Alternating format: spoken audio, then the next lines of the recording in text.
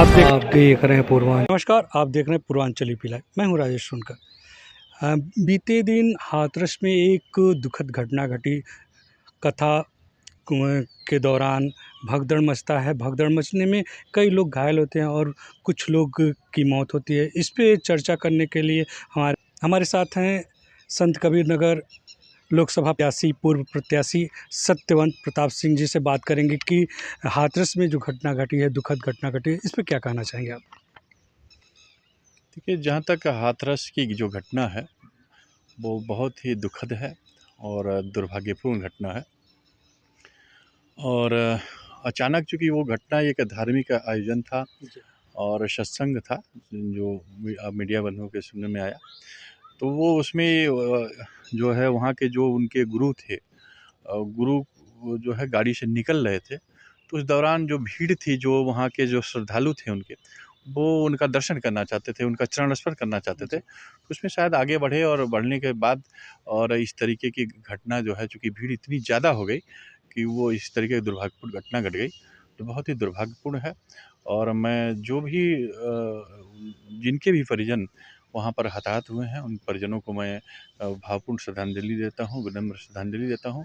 और ये घटना बहुत दुर्भाग्यपूर्ण है। फिर भी अगर मुझे कहीं लगता है कि हो सकता है, ऐसा ऐसा कुछ है नहीं, लेकिन फिर भी चूँकि एक बड़ी घटना है, तो हो सकता है कहीं ऐसा ना हो कि ये सरकार के विपरीत कोई शासन भी घटना हो सकती है कि बदनाम करने की संबंधी यह होती है, जबकि ऐसा नहीं है। फिर भी मेरा वो है तो जैसा कि आयोजक के द्वारा जो परमिशन लिया गया था, उसमें 80,000 लोगों की सूचना दी गई थी कि 80,000 लोग उपस्थित होंगे, लेकिन कार्यक्रम के दौरान 1.5 लाख से 2 लाख के बीच श्रद्धालु आ गए थे, तो इस पे क्या कहेंगे?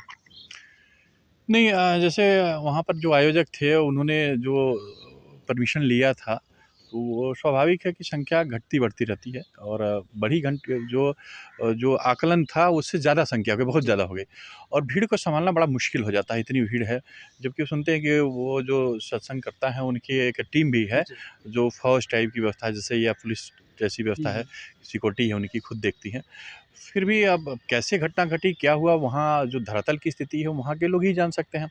लेकिन निश्चित रूप से भीड़ का बढ़ना और भीड़ को सँभाल ना पाना, वो हुआ और कैसे घटित हुआ, बहुत लेकिन दुर्भाग्यपूर्ण है। और निश्चित रूप से ये घटना बहुत ही मतलब कष्टप्रद है और ऐसी घटना घटने के बाद बड़ा कष्ट होता है। और श्रद्धालुओं से भी कहूँगा कि निश्चित रूप से आस्था बहुत बड़ी चीज़ है और आस्था के साथ पूजा पाठ होना भी चाहिए, जाना भी चाहिए। ये बहुत बड़ी चीज़ें हैं। और मैंने देखा कि वहाँ पर जो वीडियो में दिख रहा था, आप मीडिया बंधुओं के मदद से, जैसे भारत के लोग बहुत आस्थावान हैं जी। और जिसके प्रति रहते हैं बहुत आस्था के साथ रहते हैं। तो अपने गुरु के प्रति जो आस्था था, जो आदर भाव था, उस आदर भाव के प्रति वो भीड़ बढ़ी और बढ़ने के साथ किस तरीके से वहाँ कैसे घटना हो गई, मतलब जो भी हुआ, मतलब बहुत दुखद हुआ और अच्छा, इस घटना के पीछे ज़िम्मेदार किसको मानते हैं? देखिए, इस घटना के पीछे जहाँ तक जो स्थिति है, ज़िम्मेदारी की ज़्यादा, चूँकि ये यहाँ की घटना कोई ज़िम्मेदार नहीं है। ज़िम्मेदारी ये है कि ये अचानक घटना घटी। जैसे एक्सीडेंट, जैसे आप गाड़ी से जा रहे हैं, जी। अचानक एक्सीडेंट हो जाए, लड़ जाएँ, तो वो कोई ज़िम्मेदार नहीं, मतलब अब लड़ गया, एक्सीडेंट हो गया तो वो ज़िम्मेदार। तो ये एक एक्सीडेंटल घटना है, अचानक घटी ये घटना। जी, किसी को अनुमान नहीं था, चूँकि वो सत्संग आज से नहीं, बहुत कई सालों से चल रहा था, कई बार चल रहा था। लगातार वो सब चीज़ हो रहा था। ऐसी घटना नहीं घटी, लेकिन अचानक ये हुआ, अचानक ऐसी घटना घट गई। तो वो दुर्भाग्यपूर्ण है, एक एक्सीडेंट है।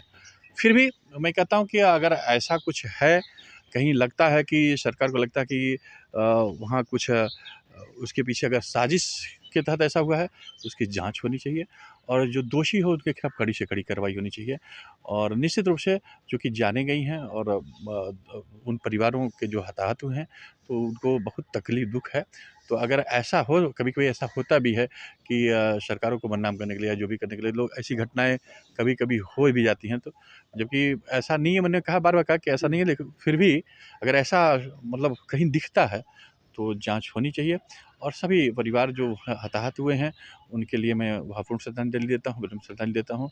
वो उनके दुःख की घड़ी में और हमारी मतलब हृदय से जो वो भावनाएँ हैं उनके साथ हैं और ये कठिन पीड़ा में मैं ईश्वर से प्रार्थना करूँगा कि इस दुःख की घड़ी में उन परिवार को संबल प्रदान करें और इस दुःख से उभरने की शक्ति प्रदान करें।